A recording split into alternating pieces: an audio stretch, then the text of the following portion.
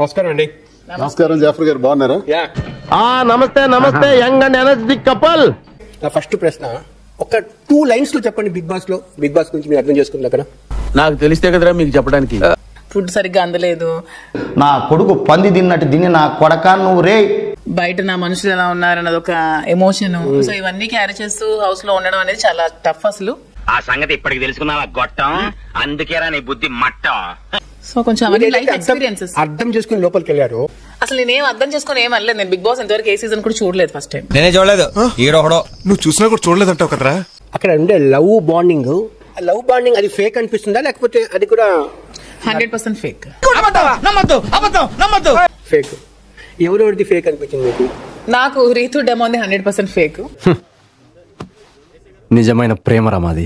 ఏదో just cute గా నటిస్తూ ఏదో స్టోరీస్ మెయింటైన్ చేస్తున్నారు ఓన్లీ ఫర్ ఓటింగ్. అండ్ మీకు చూడటం రాదని చెప్పండి, అంతేగాని మిడిబిడి జ్ఞానంతో జాతకం చెప్పి ఓ పసివాడి జీవితంతో ఆడుకోవద్దు. అండ్ ఈవెన్ బర్ని గారు దివ్యది కూడా నాకు అసలు నచ్చలేదు.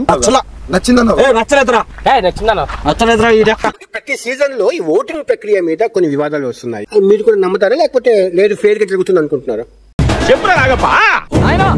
అంతా మోసం నాయనా, మోసం. నేను కూడా ఆ విషయంలో నమ్ముతున్నానండి. ఇప్పుడైతే నేను రావాలనుకున్నాను, 100% బయటికి రావాలనుకున్నాను. అమ్మ పాత డైలాగులు కొట్టి కొట్టి ఇబ్బే రాయరా, కుక్కలు కూడా ఇవ్వడం. కానీ నాకు ఓట్స్ తగ్గుతాయంటే నేను నమ్మను. నమ్మద్దురా, అడుగు తిరు. భరణి మళ్ళా రీ ఎంట్రీ ఇచ్చారు కదా, దాని మీద ఏంటి విమర్శలు వస్తున్నాయి? మీరేం నమ్ముతారు అసలు? ఉన్నారు కదా వాళ్ళ గురువు గారు, ఎవరు? నాగబాబు గారు. నాకేం సంబంధం? మాట్లాడగా నేను మాట్లాడేది. ఇప్పుడు నారాయణ గారు అన్నారు కదా బిగ్ బాస్ హౌస్ అది వ్యభిచార కొంప అని చెప్పి, ఏంటి ఈ మాటల్ని మీరు? దీన్ని నేను ఖండిస్తున్నాను. నేను ఆశ్రయిస్తున్నాం గానీ అసలు నారాయణరావు వయసుకు తగిన మాటలు కాదు. ఇప్పుడు ఆయన ఒక పెద్ద మాట్లాడాడు, లా కొంప. సారీ బాబాయ్, ఉదయం పళ్ళు తోముకోలేదు, అందుకే నోరు స్లిప్ అయింది. ఏమంటే ఇన్ని వివాదాల నడుమ మీరు పొలిటికల్ బ్యాక్గ్రౌండ్ ఉండే పొలిటికల్ పీపుల్స్ అంతా మాధురి గారికి ఇక్కడ పంపించడం కరెక్ట్ అంటారా? ఏం పొలిటికల్ అయితే వెళ్ళకూడదు అంటే ఈ వివాదాలు ఉన్నాయి కదా, ఉండని వివాదమే కదా కాన్సెప్ట్ ఎప్పుడైనా. అయితే ఇదంతా మీ క్రియేషన్ అన్నమాట. అవును బాబు గారు, అందులో కలరు కాన్సెప్ట్ మార్పులు చేర్పులు మొత్తం నావే. మాధురి గారు, నేను ఒక్క విషయం చెప్తాను, ఖచ్చితంగా నేను నిజం చెప్పరు. నేను నాకు నమ్మకం 99% చెప్పరు. అయితే అడగండి. ఈ పంచింగ్ పలక్నామాకే పంచా. 99% నమ్మకం ఉంటే క్వశ్చన్ అడగండి, లేదంటే క్వశ్చన్ అడగడం మానేయండి. అది ఉంది, మళ్ళీ ఎక్కడో ఒక చోట అబద్ధం కూడా చెప్పవచ్చు అని అనుకుంటున్నా. నువ్వు 99% అబద్ధం చెప్తావని నాకు 101% తెలుసు. మీకు బిగ్ బాస్ లో అవకాశం వస్తే దువ్వాడ శ్రీనివాస్ గారు వద్దన్నారని, చెయ్యి కోసుకుని ఎమోషనల్ బ్లాక్మెయిల్ చేశారని అంటే మీకు తెలిసిపోయిందా? ఒక ప్రచారం. అవునా కాదా? బాస్ అవకాశం వచ్చింది, ఫస్ట్ నేను వెళ్ళాలి, కానీ శ్రీని గారు వద్దన్నారు. నువ్వు వెళ్ళడం నాకు ఇష్టం లేదు. నేను ఒప్పుకోను. నువ్వు ఒప్పుకోవడం ఏంటా బోడీ? నా చేతి మీద ఉన్నది ఇంజురీ జరిగింది, నేను హాస్పిటల్ అడ్మిట్ అయ్యాను. దాని రకంగా ఎవరు క్రియేట్ చేస్తారో నాకైతే తెలీదు. నాకేం తెలియదు. దానికోసం అది అప్పుడు మేము వెళ్ళలేదు, అది ఇన్సిడెంట్ అయిపోయింది. మీరు తర్వాత బిగ్ బాస్ లో ఎంట్రీ ఇచ్చినప్పుడు కూడా ఇక్కడ ప్లాస్టర్ ఉంది చూసా. మాధురి గారు, ప్రామిస్ నిజంగా నేనైతే బిగ్ బాస్ కోసం ప్రామిస్ బిగ్ బాస్ కోసం అయితే చేసుకోలేదు. నా మీద రీతు చౌదరి పవన్ అన్హెల్తీ రిలేషన్ అని చెప్పారు కదా, ఏం నోరేసుకుని చెప్పారండి? దరిద్రుడా, ఒక్క మాట మంచిది రాదు నోట్లోంచి. అది నోరే డ్రైనేజారా? దువ్వాడ శ్రీనివాస్ గారితో మీరు చేసిన రిలేషన్ అది అన్హెల్తీ కదా? ఎందుకు అన్హెల్తీ కాదా?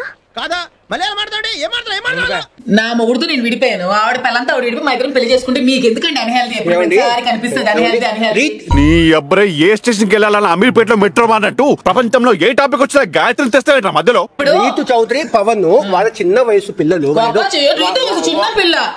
చిన్నపిల్ల దీని సైజ్ చూసా, రాత్రి చేసిన పనులు చూడాలి, దడుచు చచ్చిపోయాడు. వాళ్ళ అమ్మకి అన్హెల్తీ అనిపించింది, మీ చెవిలో చెప్పారు, మీరు సమాజంలో మొత్తం వినిపించేలా చెప్పమన్నారు. అక్కడ నీ క్రెడిట్ కోసం నా పరువు తీసినందుకు ఏడుస్తున్నాను. వాళ్ళు ఫ్రెండ్షిప్ లో ఉంటే మీకు అది అన్ఫేర్ అనిపించింది, మీరు దువ్వాడ శ్రీనివాసరావుతో ఉండేది మాత్రం ఫేర్. దీనికి మీరు ఏమంటారు సార్? డెమన్ కోసం రీతు వదులుకుంటుందా? నేను మా కోసం వదులుకుంటా, అది ఏదైనా వదులుకుంటా. ఇది ఫెయిర్ రిలేషన్. ఈడో రిటైర్ అయిపోయిన మధ్యన ఇదో సర్వీస్ అయిపోయిన లైలా ఏదో బిల్డప్ లో. మీరు అక్కడ మీరు భరణి కలిసి డాన్స్ చేస్తూ ఉంటే దువ్వాడ శ్రీనివాసరావు గారు ఏమైపోతారని మీమ్స్ వచ్చాయి. నాకు అన్యాయం చేయడానికి దండం పెడతాను. సర్లే పదా. తెలుసా? అంటే బుద్ధి లేని కూడా గడ్డి తిన్న ఎదవ మీమ్స్ వేయొచ్చు, బుద్ధి లేని గడ్డి తిన్న వెదవ మీమ్స్ వేయొచ్చు. అంటే నన్ను వెధవ అనేస్తారా? అవునరా దొంగ వెధవ. మీకు అక్కడ తప్పుగా ఏం కనిపించింది? మీకు తప్పుగా ఏం కనిపించిందో బస్ ఆన్సర్ చేయండి. నేను చెప్పను. తనుజ వాళ్ళిద్దరు నాన్న కూతురు అని చెప్తారు, అది కూడా మీరు డైజెస్ట్ చేసుకోకుండా ఆ విషయం పాయింట్అవుట్ చేశారు లేదా మీరు? ఈ కృష్ణుడికి పని తప్ప అన్ని కావాలయ్యా. బర్నీ గారు, ఎవరైనా సరే తిండి పెట్టిన వాళ్ళు కూడా అమ్మాయిని పిలవచ్చు, కానీ ఎవరు పట్టాలి నాన్న అని పిలిపి ఎవరు ఉండకూడదు, ఒక్కలే నాన్న. నువ్వు నిజంగానే క్వశ్చన్ అని అడుగుతున్నావా రాధిక? అవును టిల్లు, చెప్పు చెప్పు. శ్రీనివాస్ గారు మీరు ఆ ట్రోల్స్ మీద చూడలేదా? భరణి గారు డాన్స్ చేసుకోనివ్వండి, అదే వాళ్ళ కథలు పిన్ని కోసమే కదా ఇదంతా. కానీ ఇంకెన్నాళ్ళు నటిస్తావు చూద్దాం.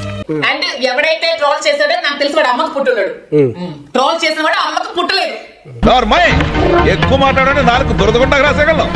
నన్ను అయితే ఎవడైతే బర్నీతో నన్ను ట్రోల్ చేశాడో ఆడే అమ్మకే పుట్టలేదు, ఆడు ఎవరికి పుట్టేటప్పుడు నాకు తెలియదు ట్రోల్ చేస్తున్నాడు. ఈ చండాలం వెళ్ళలేకపోతున్నా, ఆపమంది రచ్చ. మాధురి ఏంటో నాకు తెలుసు, నేనేంటో మాధురికి తెలుసు. తన గురించి నాకు, నా గురించి తనకు బాగా తెలుసు. కింద వరకు ఎవరైతే ట్రోలర్స్ ఉన్నారో మా వెంట్రుకతో సమానం, మేము ఖాతరు చెయ్యం. మళ్ళీ మొలిచే వయసు కూడా కాదు, తక్కువ వేస్ట్ చేయకండి. పెద్ద పెద్ద వాళ్ళతో ఫైట్ చేసుకుని వచ్చిన నేను, నా యుద్ధం నీకు తెలీదు. యుద్ధాలంట ఇది పెద్ద జోదాక్బర్ మరి. పెద్ద చేసి మాట్లాడుతూ చంద్రముఖి లాగా మీరు ప్రశాంతం కూడా మాట్లాడచ్చు కదా. నేను కళ్ళు పెద్దవి చేసి చూస్తే ఎవరు భయపడరు ఇక్కడ. నా పిల్లలు నాకు గుర్తుకొస్తారా అన్నాను, ఆయన నాకు గుర్తుకొస్తారా అన్నారు. 100% ఇప్పటికీ మా ఆయనే గుర్తొస్తాడు, ఎవడేమనుకున్నా నాకు అనవసరం. నిన్ను వదిలిపెట్టి ఒక క్షణం కూడా ఉండలేదు బిపాస్. అంత డౌటా? ఏంట్రాడు అంటున్నాడు? మీ ఇద్దరిని మేడ్ ఫర్ ఈచ్ అదర్ అంటున్నాడు. అంత లెంత్ లేదు, షార్ట్కట్లు అంతేలే. అడిగారు కదా బాబోయ్ వింటా, కానీ నేను చెప్పండి ఇప్పటికీ స్టిల్ నాకు మా ఆయనే గుర్తొస్తాడు. పిచ్చి పిల్ల పడి చచ్చిపోతున్నా నేనంటే. మీరు ఇతన్ని ఒక ఫైర్ బ్రాండ్ గా చూస్తారు, కానీ మంచి నీళ్ళు కావాలన్నా కూడా నాకు వాటర్ కావాలని అడగదు. ఆయన మీ దగ్గర రాకముందు ఫైర్ బ్రాండ్.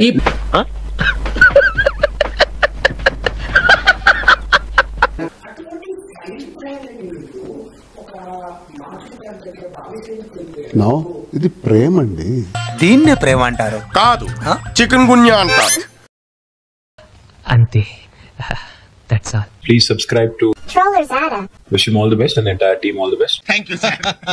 మీలాంటి పెద్దల ఆశీర్వాదం ఉంటే నేను చూపుగా చాలా పవర్ఫుల్ గా ఉండగలను సార్. వీడియో నచ్చితే please like, share and subscribe to our channel for more interesting videos. బిఎస్ అంటోళ్ళు తాకితేనే మాకు భాగ్యం సాబ్. తప్పదు సాబ్, ఒక్కటిచ్చుకోండి సాబ్. తప్పదు సాబ్. అయితే కొట్టు. అక్కడ గంట ఉంది కదరా. సారీరా.